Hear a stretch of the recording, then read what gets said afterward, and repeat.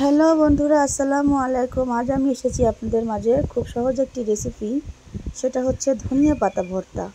তো বন্ধুরা, চলুন কিভাবে ভর্তাটা আমি রেডি করি আপনাদের সঙ্গে শেয়ার করব।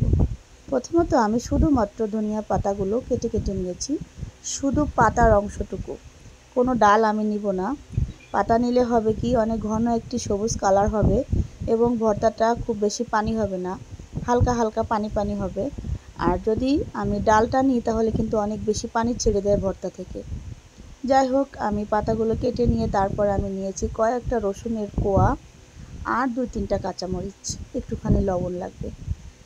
যাই হোক, পাতাগুলো ভালোভাবে কেটে কুটে নিয়ে তারপর সুন্দর করে পানি দিয়ে পরিষ্কার করে একেবারে ভালোভাবে ধুয়ে নিয়েছি। ধুয়ে নিয়ে পাটায় চলে গেলাম বাটাবাটি করতে। এই যে আমি ধনিয়া পাতা, লবণ, কাঁচামরিচ এবং রসুনের কোয়া দিয়ে একসঙ্গে একটু বাটাবাটি করে নিয়ে ধনিয়া পাতার ভর্তা রেডি করে ফেলছি। এইভাবে যদি ধনিয়া পাতা ভর্তা করে আপনারা ভাতের সঙ্গে খেয়ে থাকেন তাহলে কিন্তু খুব মজা হবে, বিশেষ করে গরম ভাতের সঙ্গে। তো বন্ধুরা, আমার রেসিপিটা আপনাদের কেমন লাগলো অবশ্যই আপনারা কমেন্ট করে জানাবেন এবং সবাই আমার চ্যানেলটাকে সাবস্ক্রাইব করে দেবেন। সবাই সুস্থ থাকুন, ভালো থাকুন।